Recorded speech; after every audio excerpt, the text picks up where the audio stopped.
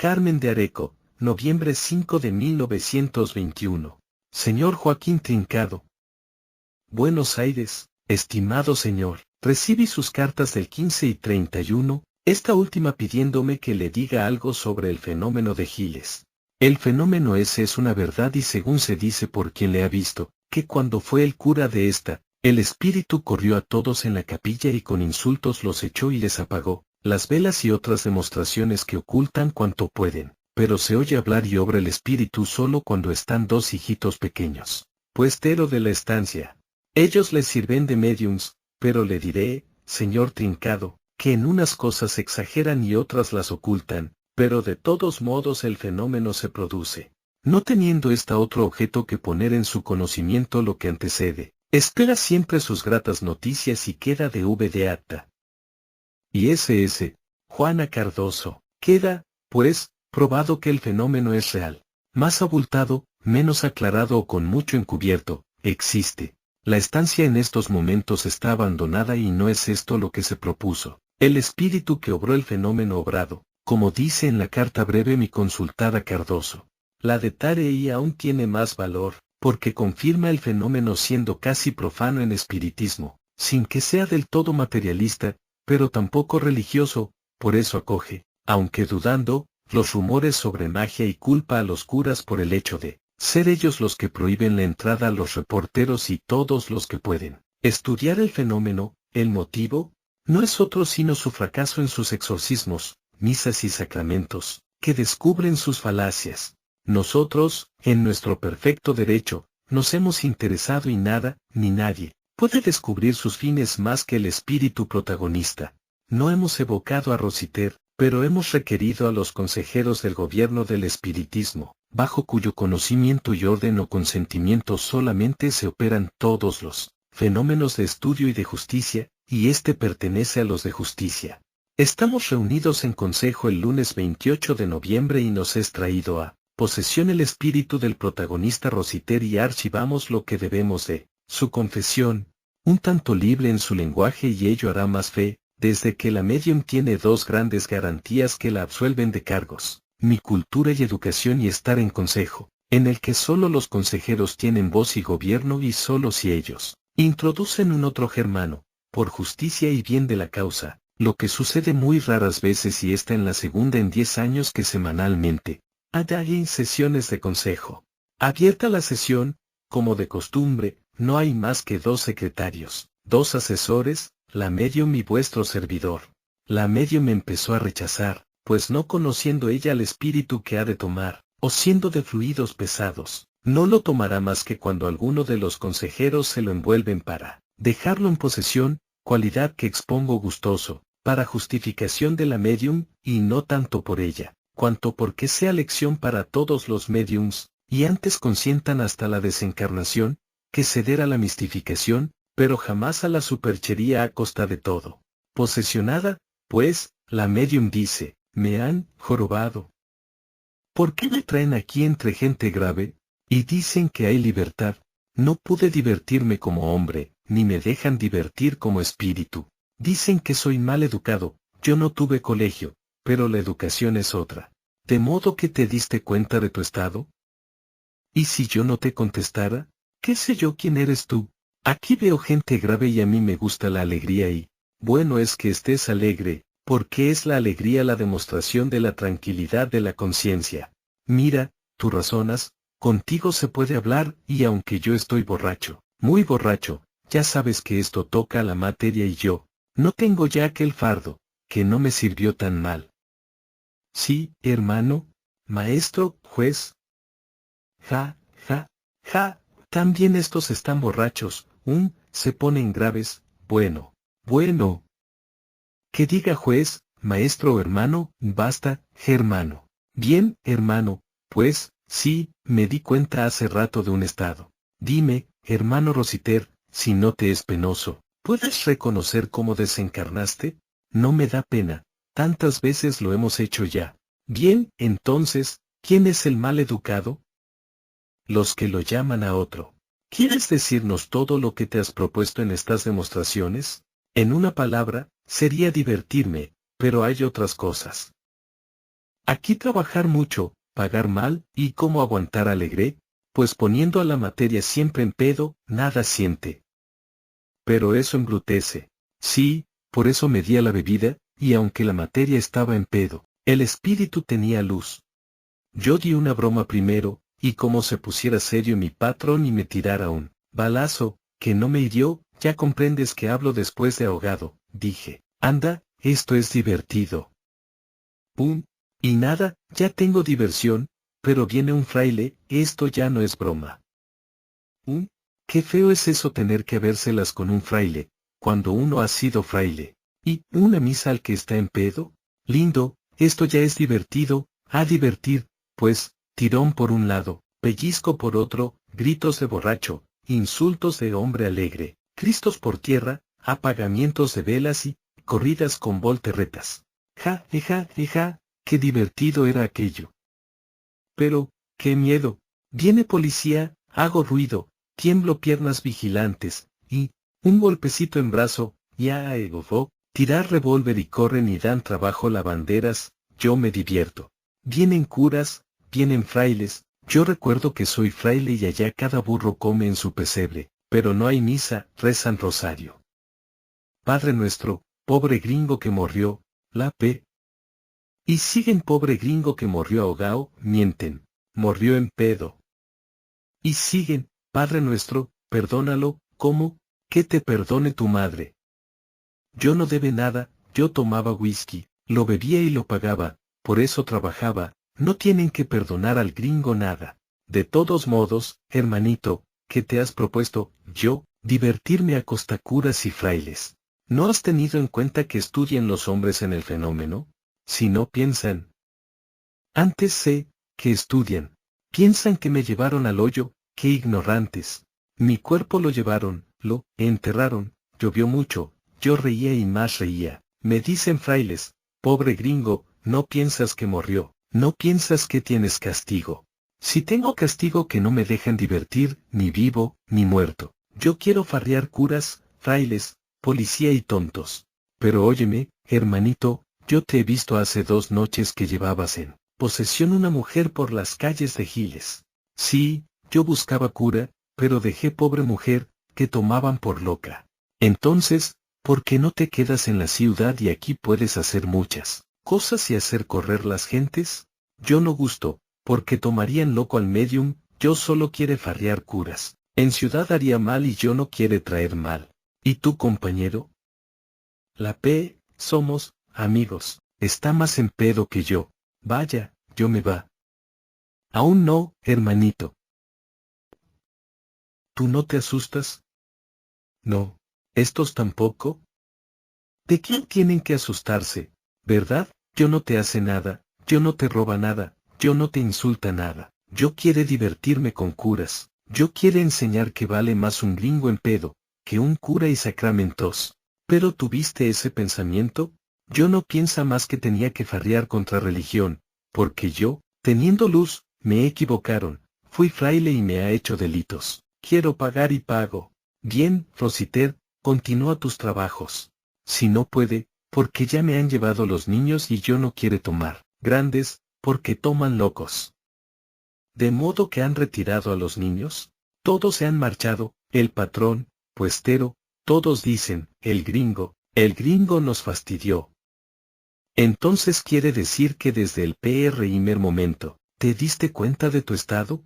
Sí, en pedo está mi materia y el espíritu con luz. Mi cuerpo sacaron del agua y llevaron, metieron en tierra, llovió mucho y se volvió barro. Pero yo, vivo estoy y frailes confirman. Yo se va y volverá, Rositer, fue mucho más extenso y lo fuimos nosotros en juicios, consejos y estudios, pero lo expuesto es lo interesante a la explicación y confirmación del fenómeno, que tanto ruido ha hecho en esta capital, donde todo se desea y nada se quiere, con algo de sacrificio. Todo les ha de venir de arriba en estas cuestiones, pero no les ha de contradecir nada en nada de sus errores y educación. Porque, entonces, el sofisma será la razón y la crítica rastrera, vulgo, calumnia, porque calumnia es criticar de lo que nada entienden, y la crítica rastrera, repito, será el arma ofensiva que esgrimirán con odio y venganza, que nunca puede ser justicia. La crítica de lo que se ignora es una calumnia, y la crítica, estando predispuestos contra la cosa calumniada, es una venganza ruin y cobarde, y esto es lo que hacen los que critican al espiritismo, del que no entienden ni su constitución política. En ese fenómeno de Giles, hay muchos fenómenos que son dependientes los unos de los otros, pero su mérito está en ser obrado por el espíritu de un hombre, conocido en aquel pueblo de casi todos los conterráneos. El temperamento del individuo ha coincidido con el de su propio espíritu, y sus burlas a los exorcismos, musas, frailes, policía, etcétera, etcétera, ha puesto de manifiesta lo inútil de las falacias y patrañas religiosas, y queda absolutamente desmentido eso de todo un pueblo sugestionado, y la ilusión, y todas las tangentes de la maldad religiosa y cívico-social de los pseudocientíficos, que andan a la par en ciencia, conciencia y espiritismo. ¿Será sugestión el desarme de la policía? ¿Es ilusión el derribo de los bártulos sagrados de la falacia religiosa? ¿Para qué han prohibido la entrada a los curas y frailes, sino por ocultar cuanto más sea posible los hechos del espiritismo, que vence, descubre y derriba a la religión, a la falacia, a la maldad social, y se impone un solo espíritu aún en su semiletargo natural? Nada de lo que ha obrado Rositer ha sido, ni puede ser desmentido, ni aun con actos de magia negra y roja, con lo que quisiera ahora confundirlos la Iglesia Católica, porque para este caso, como lo fue para el del cuadro de la calle Pichincha, esta escuela, calumniada por espiritualistas, católicos y materialistas, vela y no dejará lugar a la tergiversación de los hechos y rasgará cuantos crespones quieran poner sobre la luz. El espiritismo es luz, fuerza, potencia y sabiduría, y por tanto amor. Como todo lo comprende, y todo lo domina, tiene por eso muchos detractores y enemigos, que por efecto de ser la característica del espiritismo el amor, mientras fue el tiempo de espera a que la justicia tomara su acción, retirándose el amor al viril de su mágico laboratorio, el espiritismo, de tanto sufrir, llegó a la tisis y la anemia en esta célula, que se llama Tierra, de ese infinito cuerpo que se llama Universo. Hoy, el espiritismo está curado de su tisis y anemia de amor y se presenta, como juez inflexible, representando un auto de juicio en cada fenómeno, y los enemigos, complotados, tratan de mistificar, ya que no pueden evitar los fenómenos, y es porque saben en su espíritu que todo eso es la señal de su desalojo de este mundo, fenómeno que se está operando desde el 5 de abril de 1912, porque ya el espiritismo en la Tierra no puede tener detractores. Ya estaba cerrada esta cuarta parte de tantas altas enseñanzas y el texto en la imprenta. Pero es tan abundante el espiritismo en sus fenómenos, que nos ofrece hoy uno de esos que el gobierno del espiritismo opone a la inútil resistencia de los ilustrados y pseudocientíficos, y no queremos negar a la historia hechos tan trascendentales que como este, dicen, cree o revienta, recortamos y copiamos. La razón, viernes 24 de febrero de 1922. En una casa de Valparaíso se producen extraños fenómenos. Numerosas personas comprueban la realidad de este suceso asombroso. Desde hace un mes una familia vive en constante zozobra. Debido a la repetición de hechos inexplicables, los objetos saltan de su sitio, llueven piedras que producen considerables destrozos, y todo parece obedecer al capricho de seres invisibles, lo que dicen los moradores y víctimas, un acto de experimentación y un negro picado de peste. Todo parece cuento, pero para los testigos se trata de una incomprensible realidad.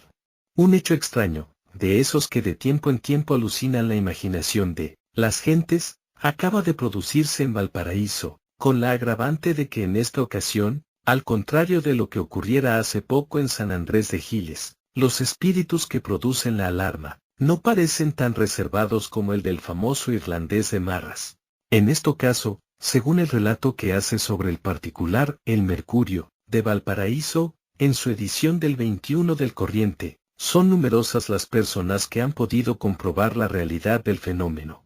Como no parece sino que viviéramos en un periodo de graves investigaciones psíquicas, puesto que a las labores en que se hallan empeñadas las sociedades, que te dedican a tal propósito, se unen ahora todos los que quieren darse el tono de vivir en conformidad con los últimos caprichos de la moda, cosa que también impera en las especulaciones intelectuales. Bien merece este asunto ser tratarlo con la misma amplitud con que lo han contemplado los diarios más importantes del vecino país, con el mismo interés con que los diarios del Brasil se ocupan de las investigaciones psíquicas, y con el mismo buen humor con que los parisienses abandonan el tango para dedicarse al espiritismo.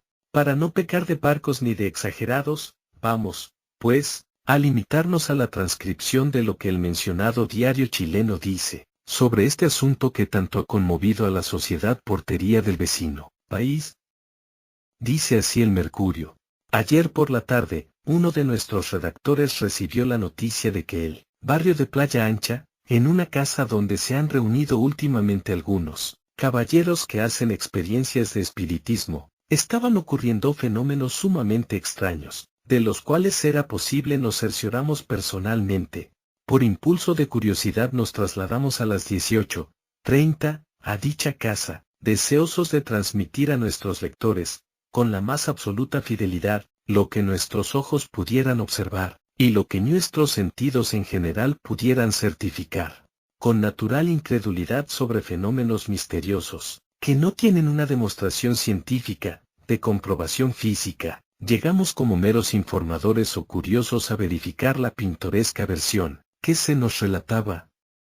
Dejamos al lector que piense como guste acerca del origen de los hechos que hemos presenciado. Nosotros solamente nos concretamos a describirle lo visto y lo palpado. La casa misteriosa está situada en la calle Atalaya, y tiene el número 6, la habita la familia del señor Germán Cornejo, empleado muy honorable de la municipalidad, quien tiene apariencias de una persona perfectamente corriente. Acompañados de un amigo del señor Cornejo, llegamos a la puerta de dicha casa, 3 redactores de este diario. Golpeamos y se nos abrió en el acto. Un caballero de buena presencia, de semblante amable, el dueño de la casa, nos abrió, invitándonos con cierta nerviosidad a entrar inmediatamente, diciéndonos, entren, están ocurriendo las cosas más extraordinarias. Precisamente en esos instantes caen piedras y rueda por el suelo una infinidad de objetos. Los ademanes del señor Cornejo eran los de una persona alterada por la impresión. En igual forma encontramos a la señora esposa a otra señora que los acompañaba y a varios niñitos, hijos y parientes, allí reunidos. Lluvia de sorpresas. Al penetrar mi interior nos encontramos en el pequeño vestíbulo de la casa con un colega, que nos confirmó el aviso de los dueños de casa recomendándonos la observación más tranquila, sin darnos precisa cuenta al principio de los ruidos que en todos los ámbitos de la morada se oían. Nos colocamos en medio de toda esa gente, que sin estar despavorida ni angustiada totalmente por el miedo, nos indicaba a cada momento y sucesivamente lo que iba desarrollándose. Sentimos primeramente que un cuchillo, colocado en una mesa, caía al suelo, haciendo una larga trayectoria por el aire, pero no dimos importancia al hecho suponiéndolo casual. Enseguida, un formidable estruendo nos llamó la atención. En un pequeño cuarto de baño, había caído en la tina un objeto pesado. Entramos inmediatamente al departamento para ver lo acaecido, y nos encontramos con una jabonera en el fondo del baño. Dejamos abierta la puerta para observar desde el exterior lo que continuara ocurriendo, y a los pocos instantes vimos lo más curioso que pueda imaginar. El lector, un utensilio de uso común, se levantaba del suelo y caía también al fondo de la tina. El hecho lo presenciamos 2 o 3 personas, quedando en nuestra imaginación una sorpresa indescriptible. La casa era en esos minutos, en apariencia, un recinto mágico, o cámara de prestidigitación, cuyo autor no acertábamos a comprender dónde se ocultaba ni con qué manos empujaba o lanzaba los objetos. Un caso asombroso. Lo más asombroso de todo lo que presenciamos fue, tal vez, la caída en forma de salto de un espumador de cocina, que hallándose en el centro de una mesa de comedor, situada hacia un lado del vestíbulo, cayó en presencia nuestra, y mientras nos encontrábamos todos completamente aislados de la mesa, uno de nuestros compañeros vio caer una repisa, perfectamente enclavada en un tabique. Una sartén, metida en un cajón, saltó 2 veces hacia el medio del cuarto, después de haberla dejado intencionalmente en dicho rajón, tomando la precaución de cerrar la puerta para que no se nos engañara por ningún medio. Como repetidas veces cayera una botella que pusimos sobre el marco de una ventana, como si hubiera sido empujada desde el interior de la sala. Pedimos al dueño de casa que nos permitiera examinar el aposento y cerrar las puertas de él, para colocar por nuestras propias manos un trozo grande de madera en la indicada ventana, con el fin de cerciorarnos si podía caer al suelo sin intervención física alguna. Efectivamente, pasados algunos minutos, y estando nosotros a 2 pasos de distancia de la ventana, el pesado tablón era lanzado hacia el interior de la sala, dejándonos absolutamente perplejos. Siguieron estos extraños fenómenos durante varios minutos. Caían piedras. Una jaba de alambres era lanzada desde el interior de un dormitorio de gallinas, con gran fuerza hacia el corredor de la casa. Acudimos allí a verificar el caso, y colocamos el aparato en su lugar primitivo, pero al salir del departamento, una fuerza inconcebible lo lanzaba 2 y 3 veces hacia afuera. Perfectamente tranquilos, habituados ya a la observación serena y minuciosa de los hechos, todos los visitantes quedamos por largos momentos en el vestíbulo, aguardando nuevas demostraciones, pudiendo ver una serie no interrumpida de fenómenos indescifrables bajo el punto de vista lógico, un pan de jabón que caía de lo alto en medio del grupo, un florero que tambaleaba, un gran estrépito en un cuarto cerrado y deshabitado, una piedra que rodaba desde la puerta de calle por el zaguán hasta el sitio mismo en que nos hallábamos, etc. Antecedentes de esos fenómenos. Preguntamos con interés a los habitantes de esta mansión desde cuándo se realizaban estos fenómenos, y el dueño de casa nos explicó, desde el día 22 de enero. Todos los días y a toda hora, solamente con pequeñas treguas durante la noche, se están produciendo, manteniéndonos en un estado de excitación insoportable. Hemos perdido parte considerable del menaje, los vidrios de la galería se han roto, a pesar de la red de alambres que hemos colocado por fuera para protegerlos, los servicios de mesa, las ollas de la cocina, los platos y todo lo que está suelto y puede ser lanzado, se derriba o es arrojado violentamente, quebrándose en presencia nuestra. ¿Son yudles, espiritistas? Preguntamos a la familia. No, señor, nos contestan en coro. Yo he servido de medium, nos dice la esposa del señor Cornejo, pero hace ya muchos años que no me presto a ningún experimento de esta naturaleza. Yo, agrega el esposo, me siento fatigado e irritado por los perjuicios que esto nos acarrea. El fenómeno será muy interesante para los hombres de estudio, pero a nosotros no nos preocupa sino la tranquilidad, que la hemos perdido en forma total desde el 22 de enero. ¿Qué hechos sucedieron al comienzo? Le preguntamos. Yudles, se resistirán a creer.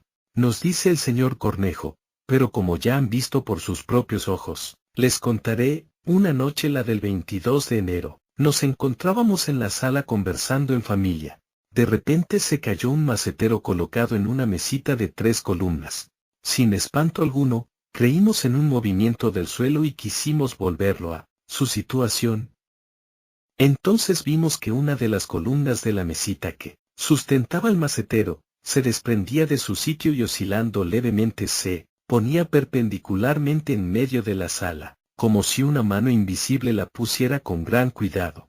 Les advierto que la columna es un poco más gruesa que un listón y su base de sustentación no tiene mayor radio que el de una moneda de 20 centavos. Pues bien, desde ese momento empezamos a sufrir. Las piedras llovieron sobre el techo de la casa, y caían a intervalos sobre la galería, despedazando los vidrios. Mi esposa, presa del pavor, experimentó varios síncopes, e igualmente la sirviente, que es esta niña de 14 años, a quien se le ha golpeado en la espalda repetidas veces. Al día siguiente y en los sucesivos, han caído piedras desde el cielo del corredor, cerrado completamente, sin que nos haya sido posible explicar cómo han podido penetrar desde el exterior. Estas piedras y ladrillos han llegado a formar montones en este vestíbulo. Un herido. ¿Ninguno de Yudles ha sido herido por los proyectiles? Sí, esta señorita, que es mi sobrina, un ladrillo le golpeó fuertemente encima del ojo, causándola una contusión con herida, cuyo rastro todavía conserva. Efectivamente, la señorita mencionada, de rostro muy agraciado y de 18 años de edad, presentaba una huella sobre el párpado izquierdo. Continuó la familia proporcionándonos datos de hechos que parecen inverosímiles y que no estampamos para no prolongar más esta información, sin tener ninguna explicación satisfactoria de los fenómenos descritos, y apartándonos de las afirmaciones que hacen en sus obras los estudiosos como Maeterlinck, Allan Kardec y otros autores a corva de estas manifestaciones no circunscriptas a la comprobación científica pura, sino que bordean el campo de lo incognoscible. Expresamos a nuestros lectores que la información anterior es el trasunto exacto y frío de lo que ayer pudieron ver varios periodistas que acudieron a certificar lo relatado. Podemos añadir que la honorable familia de la casa de referencia solicitó hace varios días agentes de seguridad para investigar en los alrededores lo que pudiera ver, pero sin resultado alguno.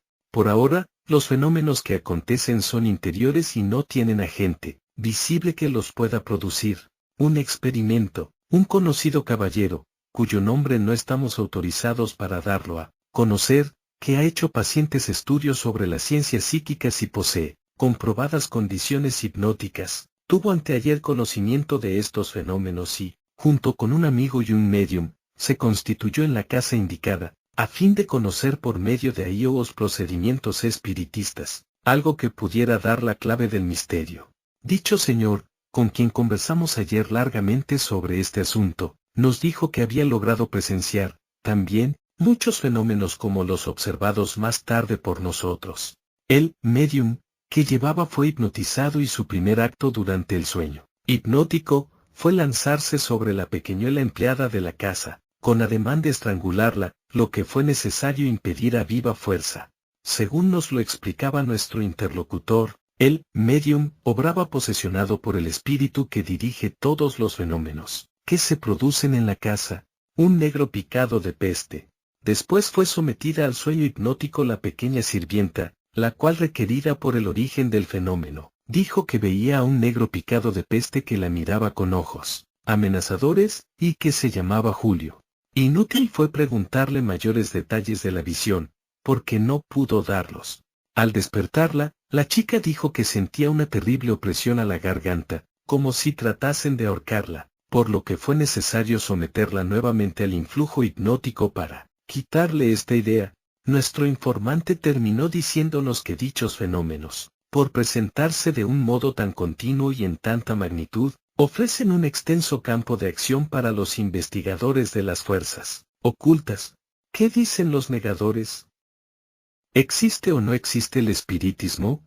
¿Todo eso será ilusión? No queremos a estas alturas del libro comentar este cúmulo de fenómenos. Aplicamos aquí nuestras críticas anteriores sobre el fenómeno de Giles y los hechos del ingeniero Cabañas, pero repetimos que ningún fenómeno puede ser obrado sin un instrumento, medium, y en casa del señor Cornejo lo había. ¿Es su esposa? ¿Es esa niña de 14 años? ¿Es el mismo señor Cornejo? Aquí, el medium ha obrado inconsciente, como en la generalidad de los fenómenos, y es aquí precisamente, donde deben ahondar esos que no encuentran comprobación científica pura.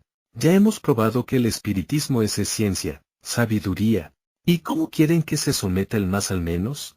Apurad bien nuestro capítulo, la ciencia es ante el espiritismo, y todo lo podréis investigar. Y en los capítulos, facultades del espiritismo, allí tenéis cómo se operan estos fenómenos. Pero tenemos que observar que, ese señor, que no autorizó descubrir su nombre, diciéndose un investigador, no ha magnetizado a la niña de 14 años. La niña entraba en posesión del espíritu actor, su enemigo en espíritu, y obraba hasta para ahogarla, con las propias manos fluídicas de la niña medium. El sonambulismo obra muy diferentemente de la posesión y es hora de desterrar los términos hipnotismo y similares, porque son las armas peligrosas de los enemigos del espiritismo luz y verdad, que, repetimos, lo presentamos puro y curado de la tisis que le causaron. Otro más, Iván, parece que se empeñarán hasta los descreídos en que este libro sea lo que nos hemos propuesto, la piqueta del error y el faro que alumbre a todo el mundo, señalando un único camino, método, forma y práctica del espiritismo, luz y verdad. Estoy corrigiendo las pruebas del presente capítulo y me llega un sobrecito. ¿Incitante? Sí, y me incitó sin que supiera por qué y me extrañaba yo mismo, pues no logran incitarme cientos de sobres que los carteros traen de todas partes. Porque una incitación estando absorbido en la corrección de las pruebas de los fenómenos de Valparaíso, el espíritu se adelanta en los presentimientos y previene a la materia. Corto el sobrecito y leed lo que trae. Para entera fe lo fotograbamos a la mitad de su tamaño. La Nación, 18 de marzo de 1922. Cosas raras y curiosas. He aquí una extraña historia ocurrida recientemente en Londres, de la cual han sido protagonistas personas de la más alta condición social. El rector de una iglesia del barrio aristocrático de Kensington se disponía a salir del templo después del oficio religioso, cuando se le acercó una dama. Estaba muy agitada, muy inquieta, y le rogó que le acompañase a un sitio cercano.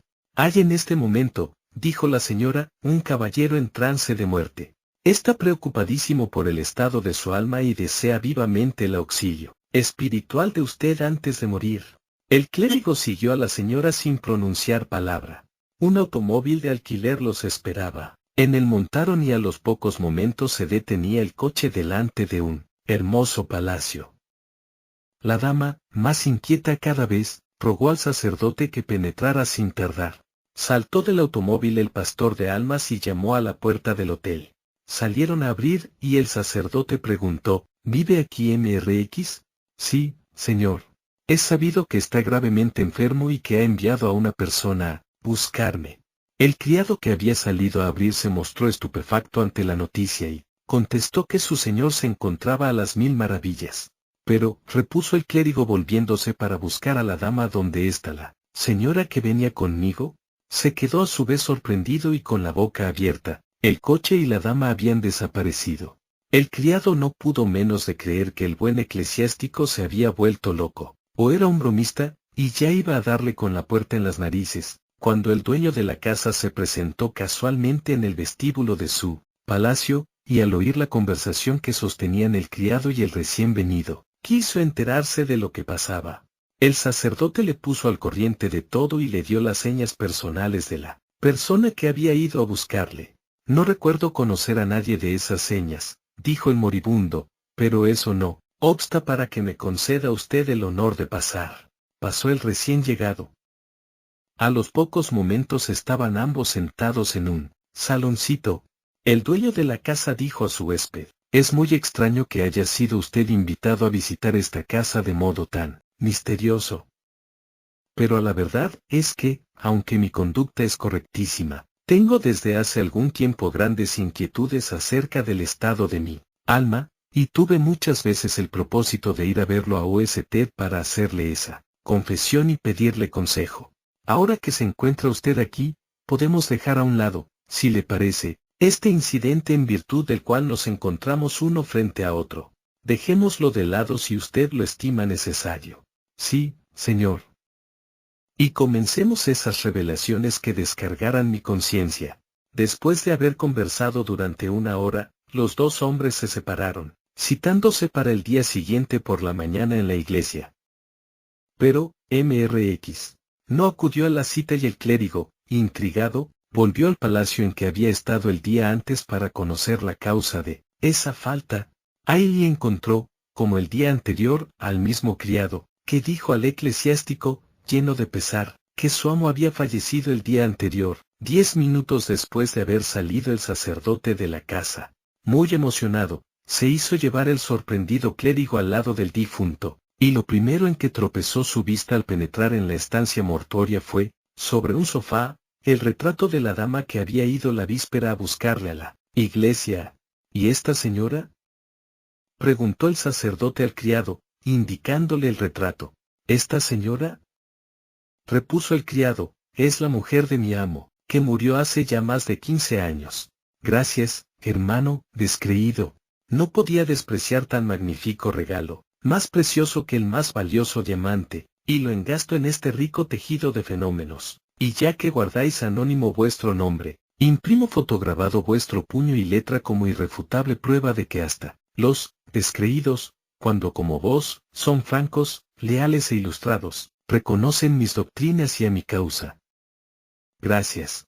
Este fenómeno lleva consigo una partida de fenómenos, parlantes, de efectos físicos y aportes con materialización, etcétera, etcétera. Pero como ya dejamos atrás explicado cómo obran los espíritus toda clase de fenómenos, aquí lo que más interesa saber es que los llamados muertos están vivos y obran, y que nuestros afines no nos abandonan y velan por nosotros y previenen nuestras cosas como cosas propias. Si en todo momento encontraran los espíritus, median su propósito para obrar, estad seguros que nuestros deudos obrarían en cuanto la justicia del espiritismo se los permitirá, porque fuera de la justicia del espiritismo nada pueden hacer, porque por el amor consanguíneo evitarían hasta las enfermedades y meñores, contratiempos escritos en el destino de cada uno, y en vez de un bien, sería un mal. Esa dama, que obró esa sarta de fenómenos enlazados por necesidad del fenómeno realizado, supo encontrar mediums potentes inconscientes y adecuados, y obró con matemática precisión lo que necesitó para la tranquilidad de la conciencia prejuiciada de religión de su amado esposo. Por fin, en este momento y anotado en este libro ese fenómeno, confirma rotundamente la última palabra del párrafo que cerraba este capítulo. El espiritismo luz y verdad lo presentarnos puro y curado de la tisis que le causaron sus prevaricadores. Lo que vamos a estudiar en la última parte,